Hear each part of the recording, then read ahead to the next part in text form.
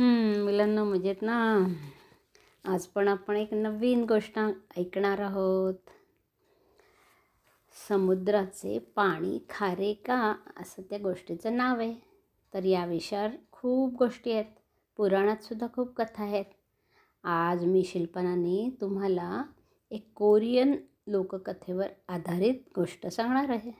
जशी कहाणीवाली नानी सरलामींनी हिंदी आणि इंग्लिशमध्ये सांगते ना, तशीच.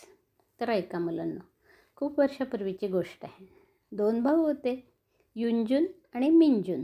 दोघांच्या स्वभावात फार फरक होता. मोठा भाऊ युनजून खूप श्रीमंत होता, तरीही खूप कंजूस व लालची होता. लालची म्हणजे हावरट. देवाला रोज प्रार्थना करायचा, हे ईश्वरा, मला आणि खूप खूप पैसे दे, खूप खूप पैसे दे. आणि मिंजून म्हणजे दुसरा भाऊ मात्र समाधानी होता. मेहनत करून कमवायचा आणि जितकं मिळेल त्यात साधारणच कमवायचा, पण त्यातच तो खुश असायचा, जे काय मेढभाकरी मिळेल ते खाऊन. आणि देवाला म्हणायचा, हे ईश्वरा, तुझे धन्यवाद, तुझे देतोयस ना त्याबद्दल खूप आभार. एकदा काय झालं, गावात दुष्काळ पडला. तर लहान भाऊ जो रोज मेहनत करून कमवायचा ना, त्याला काम मिळणं बंद झालं. कमाई नाही तर खायचं काय. एक दिवस त्याची बायको त्याला म्हणाली, ऐकलं का, आज तर घरात खायला काहीच नाही. मला आपली काळजी नाही, पण मुलांना काय खायला घालणार ना, याची मला काळजी आहे. तेव्हा तुम्ही असं करा की तुमचा मोठा भाऊ आहे ना युनजून, त्याच्याकडे जाऊन थोडे तांदूळ मागून आणा, म्हणजे मुलांना भात करून खाऊ घालता येईल. मुलं उपाशी बसली आहेत बिचारी. ठीक आहे, मिंजून म्हणाला. नाईलाजाने गेला, कारण त्याला माहितीच होतं की मोठा भाऊ युनजून काही मदत तर करणार नाही म्हणून. पण मुलांचे रडवेले चेहरे पाहून तो आपल्या मोठ्या भावाकडे गेला आणि युनजूनने मिंजूनकडे पाहिलं आणि त्याला कळलं की हा काहीतरी मागायला आला आहे. म्हणून युनजून म्हणाला, काय रे भाऊ, कसं काय येणं केलंस, काही मागायला आला आहेस का? त्यावर मिंजून म्हणाला, होय रे दादा, 2 दिवस झाले मला काही कामच मिळालं नाही आणि म्हणून घरात खायलाही काही नाही, आणायला पैसेही नाहीत. घरात एकही अन्नाचा दाणा नाही, मुलं उपाशी आहेत. थोडे तांदूळ मिळाले तुझ्याकडून तर मुलांना भात तरी खाऊ घालता येईल, म्हणून आलो होतो. त्यावर युनजून म्हणाला, मी काय असं वाटत बसायला खैरातीला पैसे कमवतो होय, काही मिळणार नाही, जा स्वतःचं पहा. असं म्हणून त्याने दरवाजा जोराने बंद करून घेतला मिंजूनच्या तोंडावर. मिंजूनच्या डोळ्यात अश्रू आले.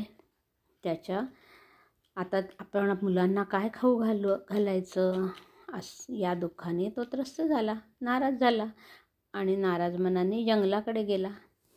त्याला जंगलात एक म्हातारा बाबा दिसला. तो लाकडाची बांधलेली मोळी उचलण्याचा प्रयत्न करीत होता, पण ती भरपूर लाकडांची जड मोळी म्हणजे लाकडांचा गठ्ठा त्या म्हातार बाबाला काही उचलल्या जात नव्हता. त्या मिंजून धावतच त्याच्याजवळ गेला व म्हणाला, बाबा काय करताय, ते इतकं जड लाकडांची मोळी तुमच्याच्याने नाही उचलल्या जाणार, मी उचलतो, चला, कुठे आहे तुमचं घर सांगा, तिथे नेऊन पोचवतो. त्यावर म्हातारबाबाला खूप आनंद झाला, समाधान वाटलं. दोघेही म्हातारबाबाच्या घराजवळ आले, पोचले. मिंजूंनी ती लाकडाची जड मोळी आपल्या डोक्यावरून उतरवून त्याच्या अंगणात ठेवली व म्हणाला, बाबा ठीक आहे, आता मी चालतो माझ्या घरी, मुलं वाट बघत असतील. म्हातारा म्हणाला, धन्यवाद बेटा. बाबा म्हणाला, काय रे पोरा, माझी तर तू मदत केलीस, पण तुझा चेहरा खूप त्रासलेला आणि उदास दिसतोय, काय बात आहे, काही परेशानी आहे का तुला? त्यावर मिंजूनने सर्व हकीकत सांगितली की 2 दिवसापासून मला काम मिळालं नाही, म्हणून पैसाही नाही आणि अन्नही नाही, मुलं उपाशी आहेत. त्यावर त्या बाबालाही खूप वाईट वाटलं. तो बाबा म्हणाला, थांब, 1 मिनटं थांब. असं म्हणून बाबा घरात गेला व एक छोटंसं जातं घेऊन आला दगडाचं. जातं म्हणजे दळण दळायचं, ज्याने गहू, तांदूळ, डाळी, धान्याचे पीठ बनवतात, ती चक्कीसारखी वस्तू. त्यावर मिंजून म्हणाला, ह्या जात्याचं मी काय करणार बाबा, काही खायला मिळालं असतं तर बरं झालं असतं. त्या जात्याचं काय करू आता मी? त्यावर बाबा म्हणाला, अरे हे काही साधेसुधी चक्की नाही आहे, ही जादूची चक्की आहे. एक कपडा अंथर आणि त्याच्यावर हे जातं ठेव आणि दोनदा हे जातं फिरवलं की मागितलेली कुठलीही वस्तू ते देऊ शकतं. पण काम झालं ना की 2 वेळा म्हणायचं, धन्यवाद चक्की, धन्यवाद चक्की, आता पुरे. म्हणजे ती चक्की थांबते. हे घेऊन जा घरी आणि पोटभर जेवण मागत्या जात्याला जा घरी लवकर. मिंजूनला खूप आनंद झाला. तो लगबगीने धावतच घरी गेला. बायको पोरं वाटच पाहत होती, पण त्याच्या हातात खायला काहीच आणलेलं दिसत नव्हती वस्तू. आणि एक दगडी जातं पाहून बायको म्हणते निराशेने की आता हे काय घेऊन आलात? खायला नाही का मिळालं काही मुलांसाठी? मिंजून म्हणतो, सांगतो जरा धीर धरा. आणि एक कपडा आणून तो जमिनीवर अंथर बघू म्हणजे पसरवून ठेव. त्यावर त्यानं ते जातं ठेवलं आणि ते 2 वेळा फिरवून म्हणाला, चक्की चक्की तांदूळ दे, चक्की चक्की तांदूळ दे. त्या जात्यातून तांदूळ निघू लागले. तांदूळाचा ढीगच लागला आणि तो मोठा ढीग पाहून बायकोचे तर डोळेच पांढरे झाले. अरे बापरे, ती तर आवासून बघूच लागली. इतके तांदूळ. मग थोड्या वेळाने मिंजून म्हणाला त्या चक्कीला, धन्यवाद चक्की, धन्यवाद चक्की, आता पुरे. आणि जातं फिरायचं थांबलं. बायकोनेही तांदूळाचा भात बनवला व सर्वांनी पोटभर भात खाल्ला. दुसऱ्या दिवशी त्यांनी जरुरीपुरतं तांदूळ घरात ठेवले आणि उरलेले खूप तांदूळ पोत्यात भरवून बाजारात नेले विकायला. त्यातून आलेल्या पैशातून घरात लागणाऱ्या वस्तू घेऊन आले गरजेच्या बाजारातून विकत. असे रोज मिंजून जमिनीवर चादर अंथरून त्यावर जातं ठेवायचा व काही मागायचा. कधी डाळी, तर कधी तांदूळ, तर कधी गव्हाचं पीठ, कधी भाकरीचं पीठ, तर कधी मेवे, ड्रायफ्रूट्स आणि गरजेपुरतं घरी ठेवून बाकी सगळं विकून यायचं बाजारात. असं करून मिंजूनने खूप पैसे जमवले व एक मोठं घर पण घेतलं. मुलांना व बायकोला आणि स्वतःला छान छान कपडे पण घेतले. सर्व आनंदाने राहू लागले. युंजूनने एक दिवस सर्व पाहिले व म्हणाला, अरे काल परवापर्यंत इतका गरीब असणारा मिंजून, माझा लहान भाऊ, असा श्रीमंत कसा काय झाला? पाहूया तरी. म्हणून हा रोज बाजारात काही ना काही पोत्यात भरून विकायला आणतो. अखेर रहस्य काय आहे, गुपित काय आहे, बघायलाच पाहिजे. म्हणून एक दिवस युंजून रात्री अंधार झाल्यावर गुपचूप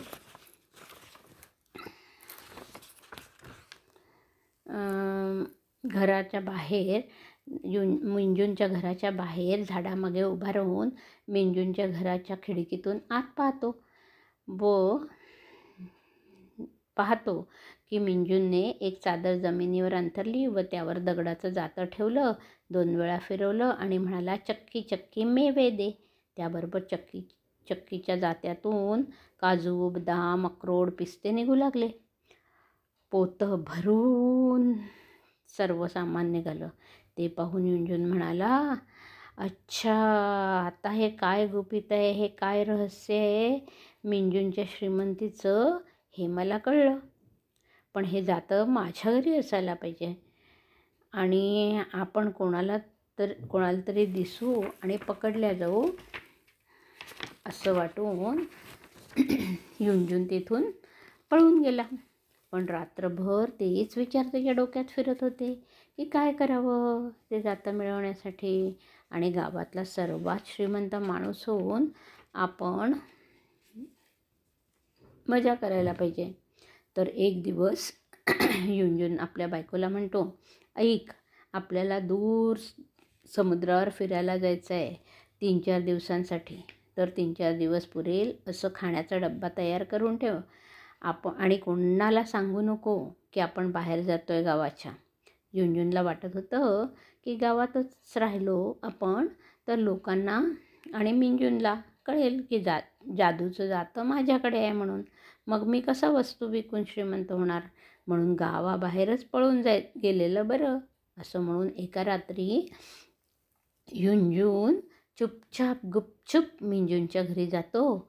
खिडकीतून आत येतो व ते जातं घेऊन चुपचाप अंधारात बाहेर येतो. घरी पोचल्याबरोबर बायकोला म्हणतो, चल चल लवकर सर्व कपडे जेवणाचा डबा घे. आणि ते घरातून बाहेर पडतात. एक नाव म्हणजे बोट तयारच ठेवलेली असते त्यानं आधीपासूनच. आणि त्या नावेत दोघंही बसतात आणि दूर दूर नदीतून समुद्रापर्यंत जातात.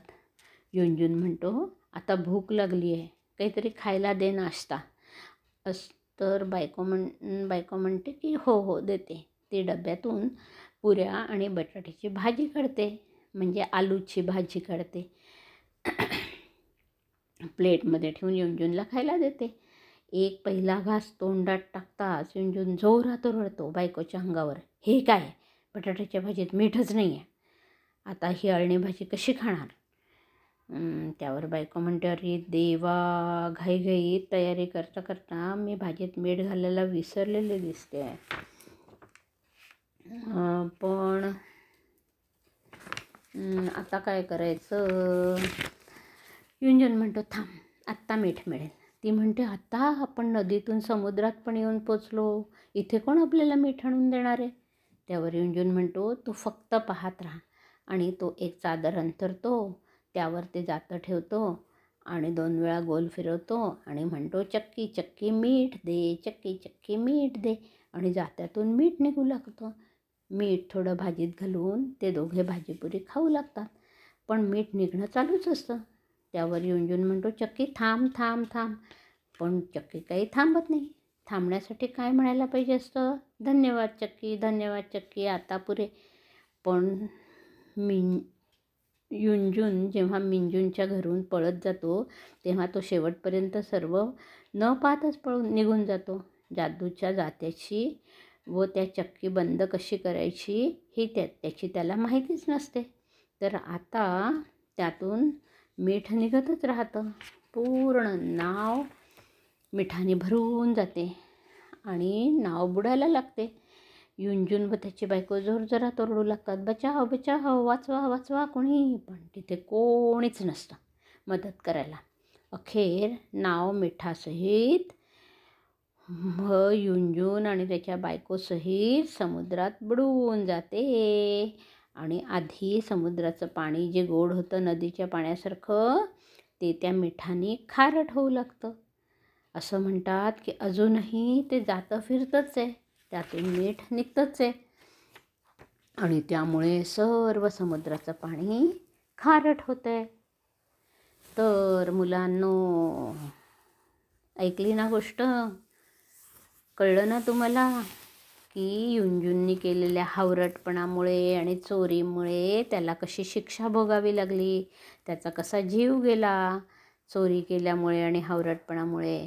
आणि उलट मिंजूंनी एका म्हाताऱ्या माणसाला मदत केल्यामुळे त्याला कसं छान बक्षीस मिळालं, जादूचं जातं. तर नेहमी काय लक्षात ठेवलं पाहिजे, कधीही हावरटपणा करू नये, लालच बुरी बला है. आणि दुसऱ्याला जमेल तितकी मदत करावी, म्हणजे आपलंही भलं होतं आणि दुसऱ्यांचंही भलं होतं. कळली गोष्ट? आवडली? मग लगेच लाईक करून शिल्पा नानीला कळवायचं कमेंट करून. आणि आपण भेटूया पुढच्या आठवड्यात पुन्हा एकदा एक छान गोष्ट ऐकायला. तोपर्यंत बाय बाय.